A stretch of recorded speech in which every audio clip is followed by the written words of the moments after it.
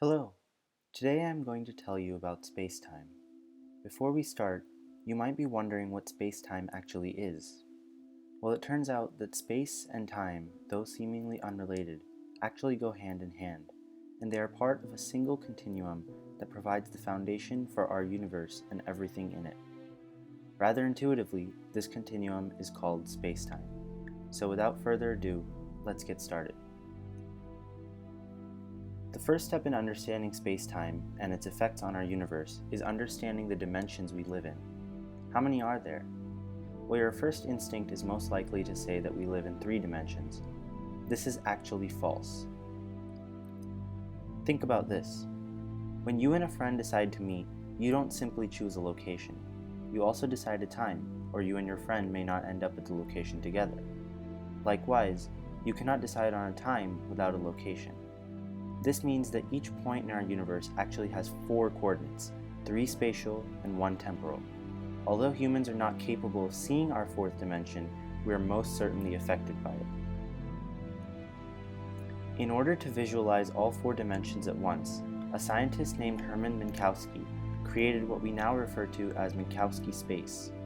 This representation of space combines our 3 spatial dimensions with time. More importantly, looking at all 4 dimensions together allows us to eliminate any differences created by looking at the same event with 2 different frames of reference.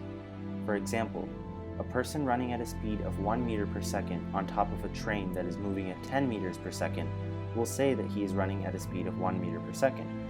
By contrast, an observer who is standing still will say that the runner is actually moving at 11 meters per second. Neither argument is wrong. However, by looking at the same event in Minkowski space, we can forget about the frame of reference, as the spacetime interval between the runner's starting position and ending position will be the same, regardless of the frame of reference. One of the most important things to know about spacetime is that it can be, and very often is, warped. The reason behind the curvature of spacetime is gravity. That's right. Gravity is capable of pulling, stretching, and warping spacetime. Because gravity is caused by mass, the more massive an object is, the greater gravitational force it can create. Therefore, bigger objects warp spacetime more than smaller objects. This is most easily observable in the case of black holes, which have an infinite amount of mass. Because a black hole has such a strong gravitational pull, so strong in fact that even light can't escape it, the spacetime continuum around it is extremely warped, and as many of you saw in the movie Interstellar, this causes time to slow down. Here we see the general theory of relativity, which was created by Albert Einstein. In the picture, you can see 3 spheres of different sizes. The gravity created by each sphere bends the spacetime around it, stretching the space between any 2 points. If you look at the points A and B, you can see that there is a set distance between them. However, when the red sphere is placed in between, that same distance gets stretched.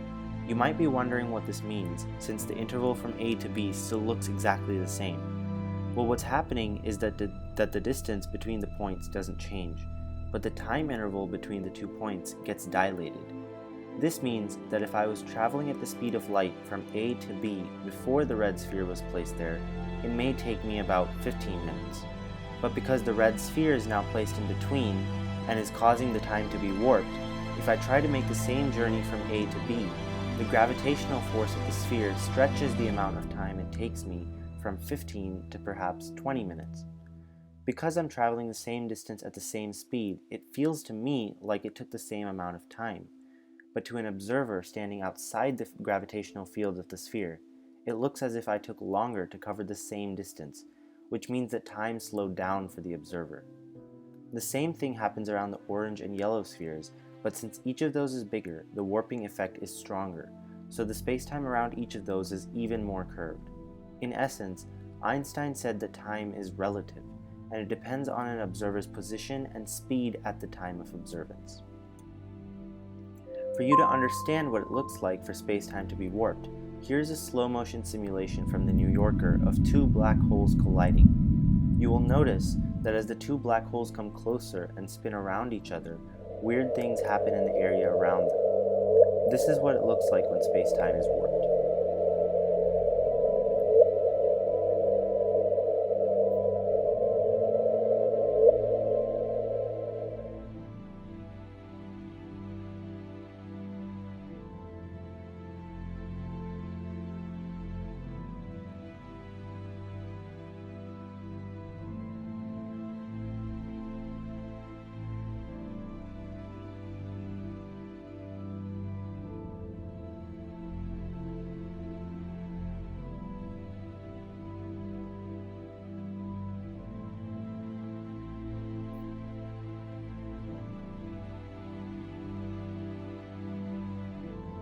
There is still so much to be learned about this remarkably confusing, yet incredibly intriguing field of physics.